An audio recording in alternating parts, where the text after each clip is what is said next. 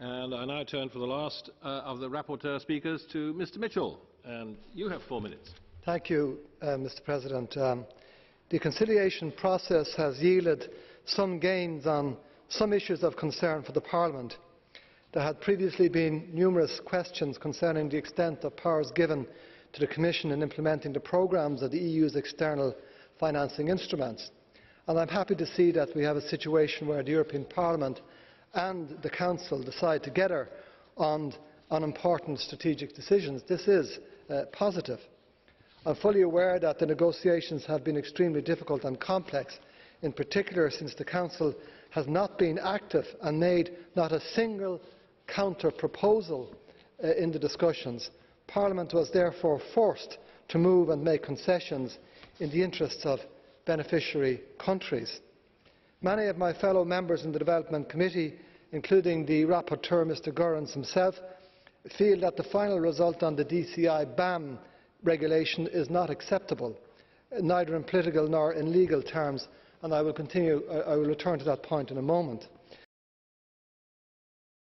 DEVI members attach the highest importance to Section 2 of the draft legislative resolution of the DCI BAM regulation, and in particular its last sentence, which states, quote, underlines that this result does not set a precedent for future negotiations on 2013 external financing instruments. And I sincerely hope that Parliament demands respect for this condition in all future negotiations. If this clause is not respected, Parliament will be renouncing scrutiny powers over important multi-billion geographical and thematic strategies. The fundamental question of democratic decision-making and control and the respect for the Lisbon Treaty are the two most important principles in this regard, which is why I must strongly support the concerns expressed by Mr Goerens.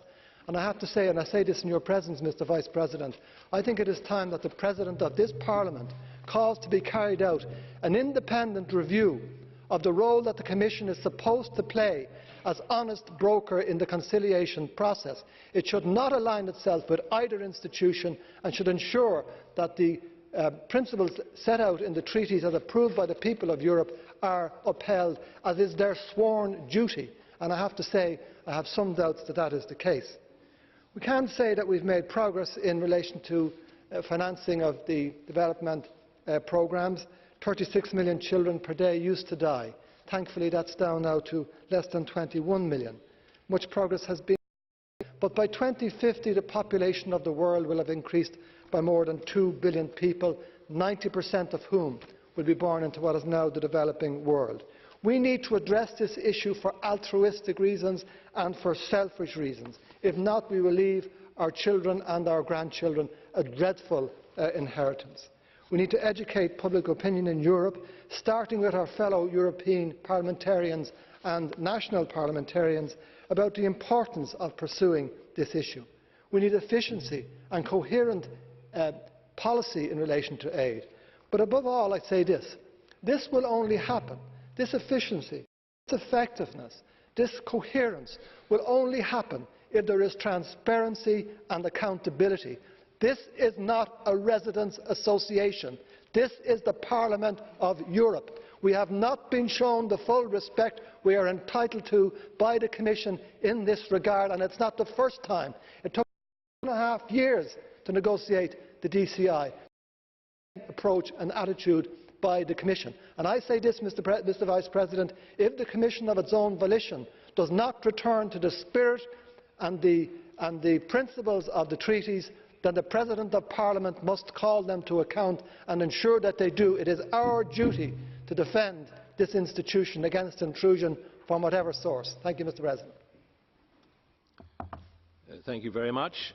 I am tempted to suggest that if you have your way and make the Commission entirely neutral in conciliation, you will be taking part of the fun out of the game.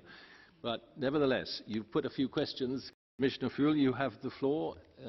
Please go ahead.